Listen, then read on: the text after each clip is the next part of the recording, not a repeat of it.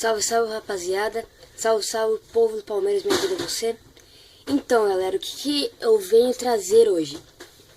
O Borja foi apresentado de forma oficial hoje lá no canal da TV Palmeiras.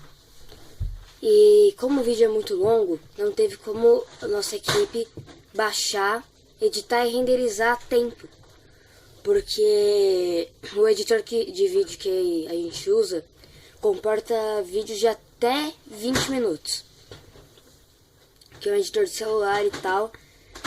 Mas a gente não podia deixar vocês sem saber. Então, tá no primeiro link da descrição aí o vídeo do Borja sendo apresentado na TV Palmeiras Fã.